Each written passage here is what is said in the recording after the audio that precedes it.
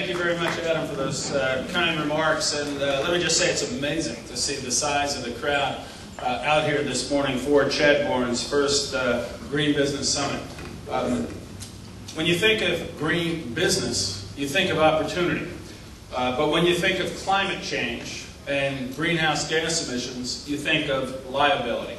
And I think it's appropriate that this morning we're going to have panels throughout the day that focus on both of those issues. The opportunity side, the chance you have to make a lot of money in the changing paradigm of energy and transportation, and also the risks you run as individuals, as businesses, and we run as a society as climate change becomes more aware in the public consciousness, but more importantly, more impactful on us as a society and as a globe.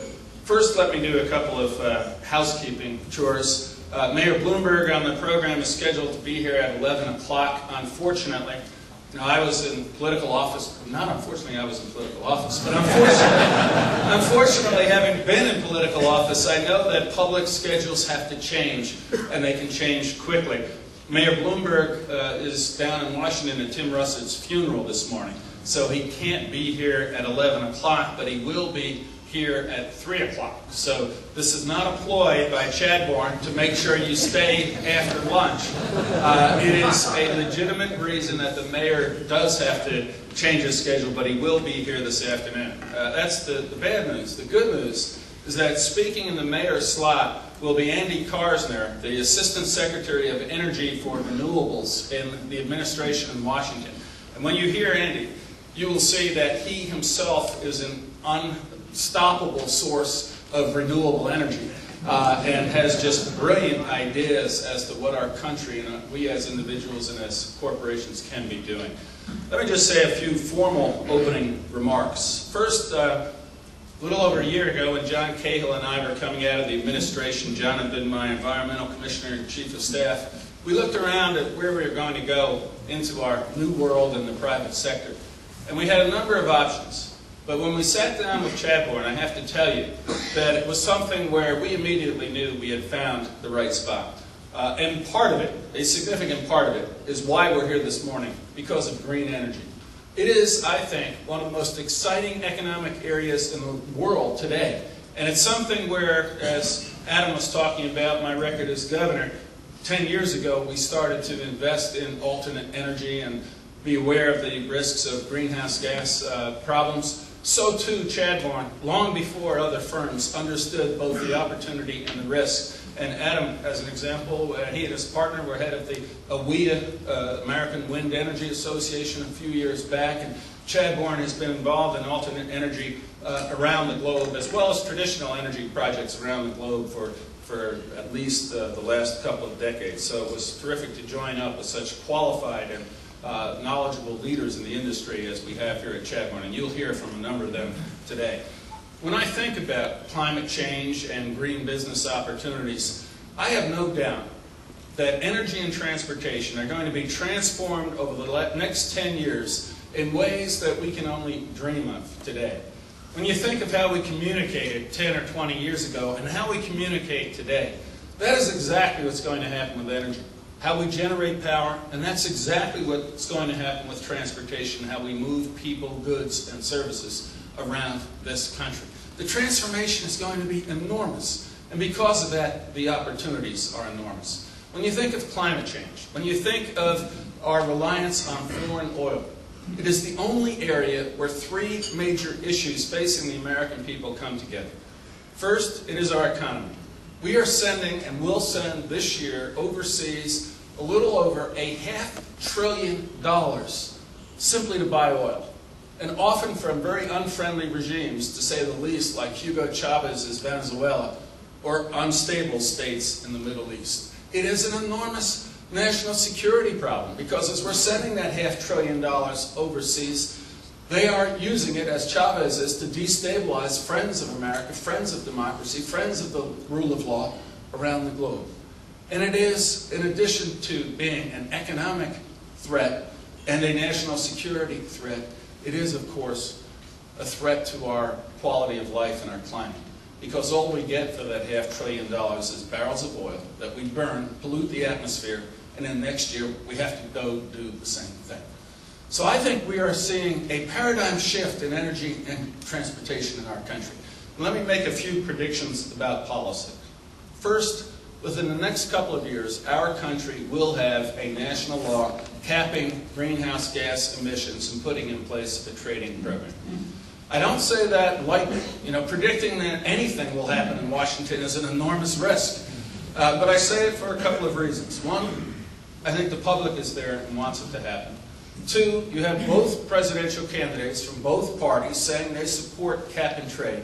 And three, and I think most importantly, it's already happening.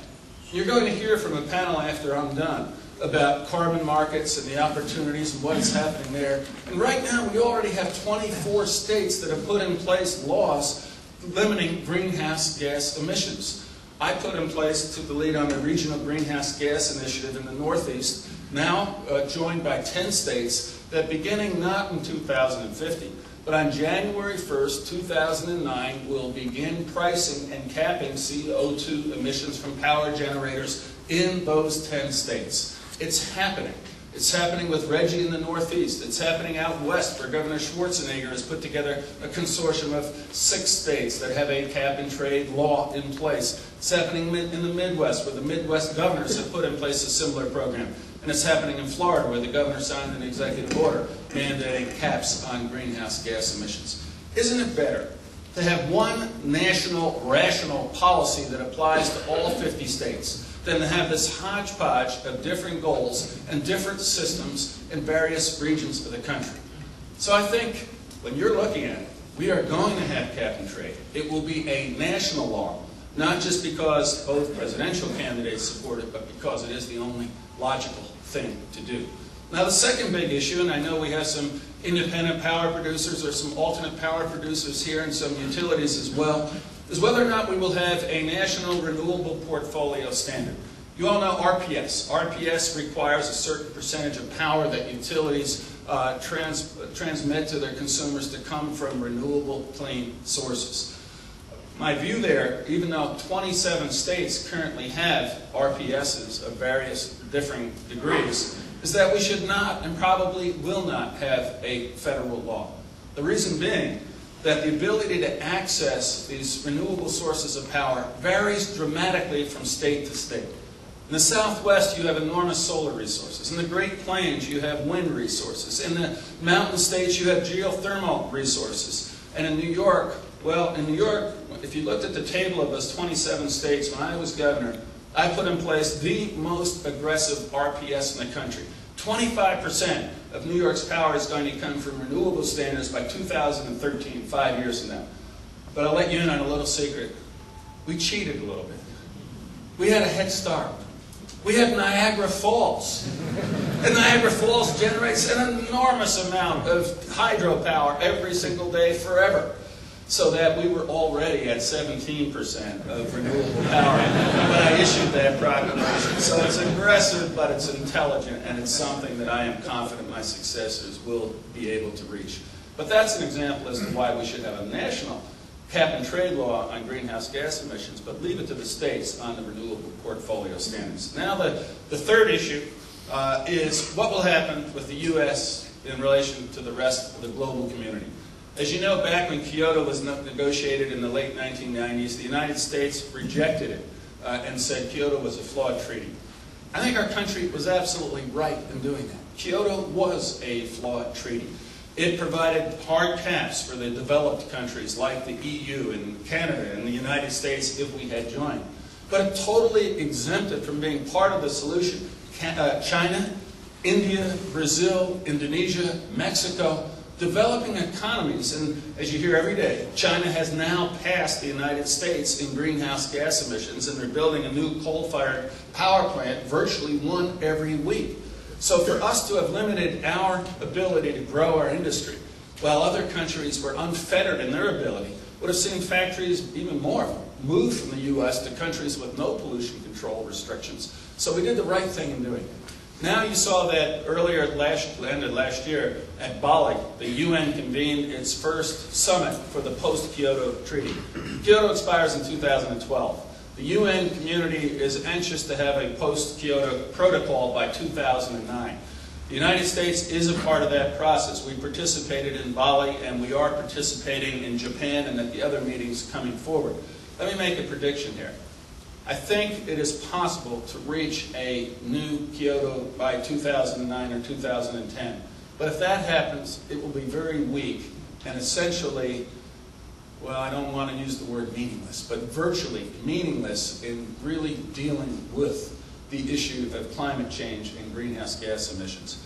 To get a broad coalition of 193 countries that includes China and India, and that includes the United States and other advanced economies, is virtually impossible unless you set the bar so low that you achieve a compact that really doesn't represent the aggressive goals we need to use to reduce greenhouse gas emissions to limit the risk of climate change. So my hope, and I'm now parroting a Council on Foreign Relations report that I co-authored that we put out Friday on climate change. The United States follow a three-pronged approach. One, yes, engage and be a part of the broad UN process in the hopes that we can reach an agreement that is meaningful with all of the major countries of the world.